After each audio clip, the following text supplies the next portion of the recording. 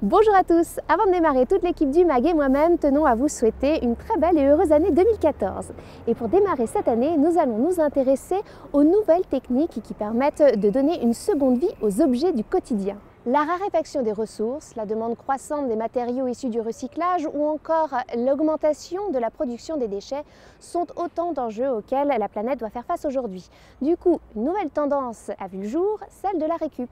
Je vous propose de faire un petit tour des façons ludiques et économiques d'utiliser ou de recycler nos objets. Tout d'abord, nous allons retrouver Brieux de la société Wita qui s'est donné comme mission de faire disparaître la notion de gâchis. Tout cela en optimisant les ressources à disposition et en limitant l'utilisation de nouvelles matières. C'est ce que l'on appelle de l'upcycling. Bonjour Brieux. Bonjour. Alors expliquez-moi un petit peu ce qu'est l'upcycling. L'upcycling, c'est la valorisation des déchets grâce au design. Donc en gros, c'est faire comprendre qu'il n'y a pas de matière dernière, il n'y a que des matières premières. C'est juste une question d'imagination. Et alors, pourquoi vous et vos 3 autres cofondateurs avez décidé de vous inscrire dans cette démarche? C'est vraiment faire en sorte de résoudre ce problème de façon créative. Encore une fois, c'est juste une question d'idées. Quelqu'un n'a peut-être pas forcément d'idées, mais nous, on peut apporter des idées pour valoriser ces déchets.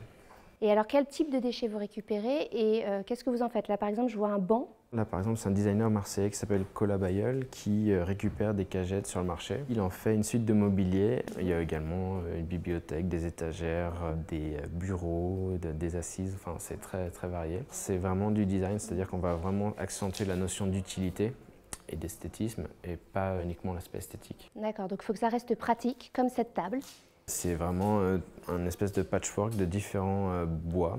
Et donc ça a été fait par le trio Wood on the Gang. D'accord, et donc vous utilisez du vrai piétement, des chutes de bois, c'est ça? Toute chute finalement, des déchets qui ont été redonnés dans une recyclerie et ensuite les designers font le reste pour justement créer un nouvel objet utile, quoi. Alors il y a un autre objet qui m'interpelle, c'est cette bibliothèque qui est faite en caisse de vin, c'est ça? Oui, exactement. En fait, c'est un designer bordelais qui travaille à proximité d'une usine qui fait des caisses de vin. Ouais. Et en fait, auparavant, ces caisses qui sont toutes non conformes étaient jetées pour faire de l'aggloméré. Donc là, justement, lui, il les a récupérées pour rajouter de la valeur. Donc il a upcyclé, donc il crée une suite de mobilier. Et donc alors là, vous utilisez des gobelets, c'est ça, pour faire des suspensions? Oui, exactement. En fait, ça, c'est un designer estonien qui a trouvé un process pour récupérer tous les gobelets. Il arrive à les assembler sans aucune autre matière que des gobelets. D'accord, c'est ça que vous montrez pour... Pour dire aux gens que ça marche. Regardez ce qu'on peut faire, c'est design, c'est déco, c'est utile. Et encore une autre toujours table, du trio Wood on the Gang. Alors, il y a des tiroirs de pharmacie et ensuite, il y a de la récupération de planchers, en fait. Donc là, on est plus sur une console d'accueil, en fait. D'accord, c'est vraiment super. Et qu'est-ce que ça veut dire Wita, je me demande là depuis le début? Wita, en fait, c'est le nom aborigène d'un oiseau qui s'appelle le bowerbird, qui en gros récupère tout ce qu'il trouve autour de lui pour faire le nid le plus beau possible pour charmer sa belle. Ah, c'est beau. Voilà, et en fait, auparavant, il récupérait des coquillages, des fleurs, ça marchait plutôt pas mal. Et maintenant, dans son écosystème, il trouve des bouchons, des pailles.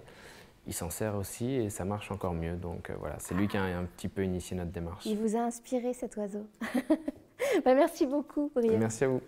Bon, vous l'aurez compris, moi personnellement je suis fan et je sais que je ne suis pas la seule à aimer ce genre d'objet à la fois design et éthique, puisqu'en France nous sommes 38% à être passionnés de décoration. Autant vous dire que nous sommes tous un petit peu à la recherche de bons plans pour faire des économies ou encore éviter de jeter des meubles qui pourraient encore nous servir. Il y a d'ailleurs une technique qui s'inscrit tout à fait dans cette démarche et dont on entend de plus en plus parler, c'est le homestaging. Aude s'est spécialisée dans cette discipline que l'on appelle également valorisation immobilière et elle va nous en expliquer le principe.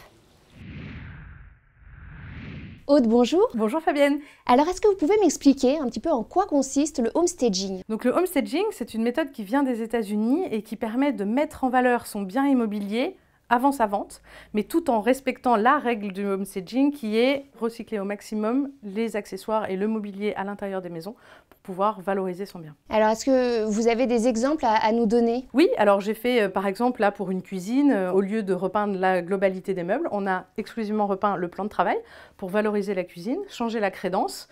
Et la cuisine est neuve alors qu'on a gardé les meubles existants, on a seulement repeint. Ce qui est bien, c'est que ça s'inscrit totalement en plus dans le contexte d'aujourd'hui. On ne jette plus. Exactement. On recycle quelque part. Tout à fait. Eh bien, merci beaucoup, Aude. Je vous en prie, Fabienne. Sachez que le homestaging est une technique très utilisée en Grande-Bretagne puisqu'elle représente près de 70% des transactions immobilières. Autant vous dire qu'ils ont pris un petit peu d'avance sur nous.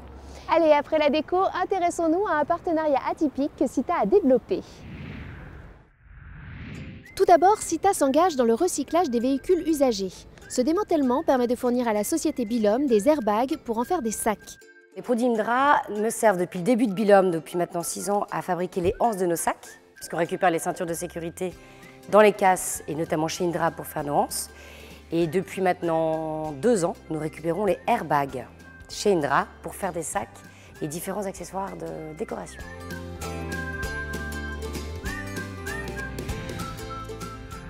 Ces initiatives s'inscrivent donc parfaitement dans les nouvelles tendances. Autre bon plan, l'association Rejouer fait ce que l'on appelle du réemploi en restaurant et remettant en vente vos jouets usagés.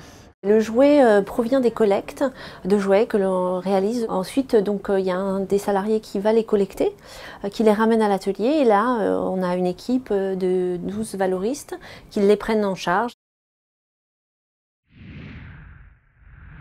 Autre bonne initiative, toujours dans le domaine du jouet, une société du Kenya qui s'appelle Ocean Soil se charge de nettoyer les plages et de créer des jouets à la fois ludiques et décoratifs, le tout entièrement fait main, à base des milliers d'objets qui échouent sur les rivages du pays. Bref, vous l'aurez compris, il y a une réelle prise de conscience. Le recyclage et le réemploi sont des nouvelles pratiques à développer pour la préservation de nos ressources et une consommation éco-solidaire.